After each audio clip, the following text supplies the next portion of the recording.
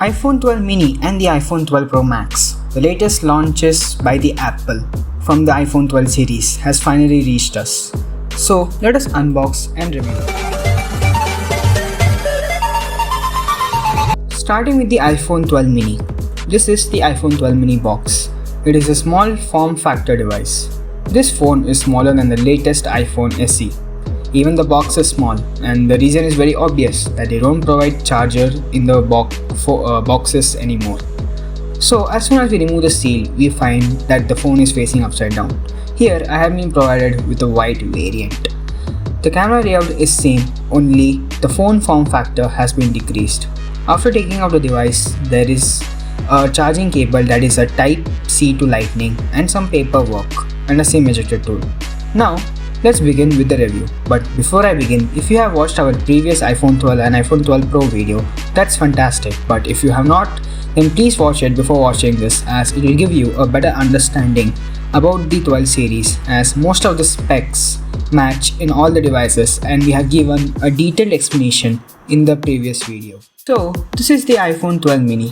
What makes it mini is the form factor of the device.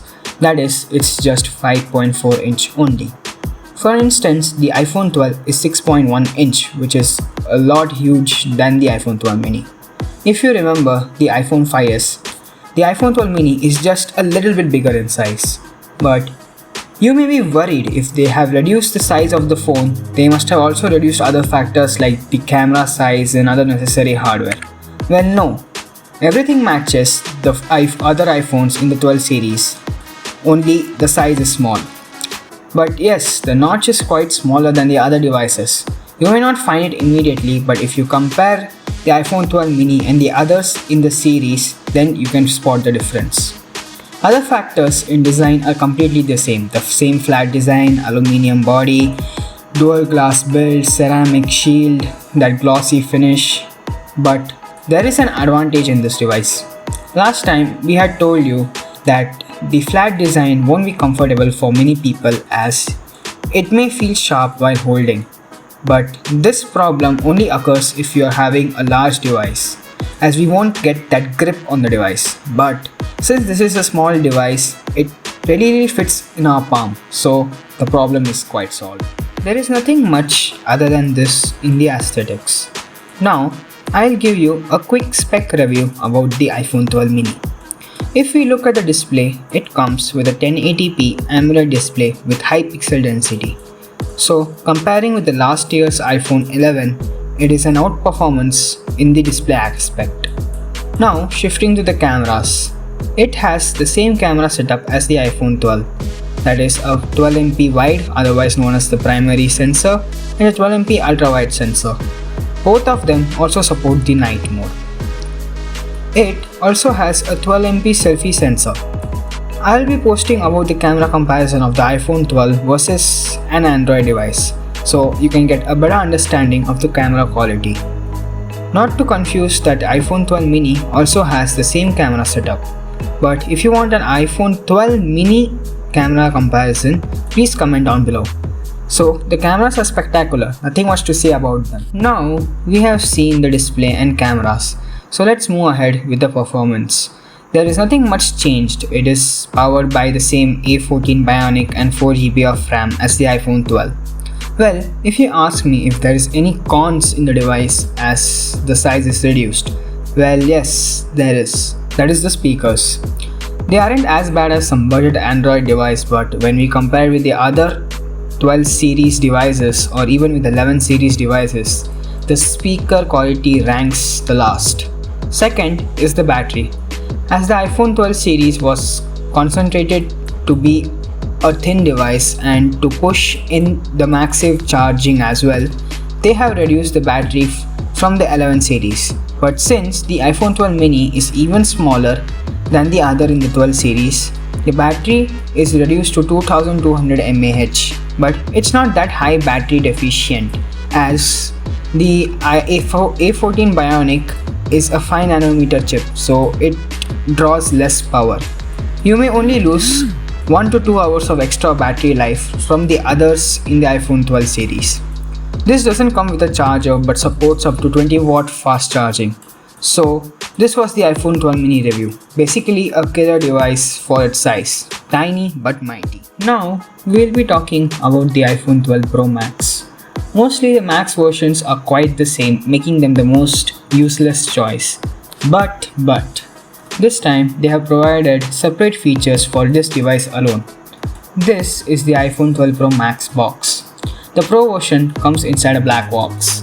So the iPhone 12 Pro Max is a 6.7-inch device, and here is the comparison in the size of 12 Pro and the 12 Pro Max. So let's remove the seal, and the phone is again the stainless steel and glossy finish, same as the other devices in the 12 series. But superb build quality and stainless steel frame and a dual ceramic shield protection, same as the iPhone 12 Pro. So before I start with those extra features, the other contents of the box is same as that of the iPhone 12 Pro. That is the Type-C to Lightning charging cable and some paperwork and a SIM ejector tool by Apple. Now let's remove that screen protector and give it a review. Before I start, I would like to recall something. In my previous video, that is the iPhone 12 and the iPhone 12 Pro unboxing, I would have suggested not to upgrade to the iPhone 12 Pro. Better to go with the iPhone 12, which is priced at 80,000, because in India the price of the phone is 1.2 lakhs, that is the iPhone 12 Pro, and the only extra features you are getting is an extra camera, a better frame and some better video quality, that is only the HDR feature, rest is same. But this is not the case with the iPhone 12 Pro Max. That is, it has a bigger display, a bigger battery, but what is new? That is the camera features. So the camera has a 47% bigger sensor. It is rumored to be as big as few budget logging devices. Second big upgrade is the sensor shift stabilization. So what is this sensor shift stabilization? While watching any tech reviews, you must have come across the term optical image stabilization. This is used for super stability in videos when we are running or on a moving platform. Here, the lens moves as we move to make the video stable. That is, when we are moving towards the right, the lens moves towards the left to give the stable effect on the video. This is the definition of optical image stabilization. But in sensor shift stabilization, the lens stays in one place, whereas the sensor inside the camera moves to give super stable videos. So if you ask me what's the difference, well, sensor shift stabilization is used in DSLR cameras that give super stable videos. But when we use the optical image stabilization, the lens moves as fast as we move the phone. So there will be more jittering in the video when it is completed. But in the sensor shift stabilization, we won't get that jittering effect. Third upgrade is that the telephoto sensor in the iPhone 12 Pro will only zoom up to 2 times, whereas the iPhone 12 Pro Max it zooms up to 2.5 times. So that is the only difference between the iPhone 12 Pro and the iPhone 12 Pro Max.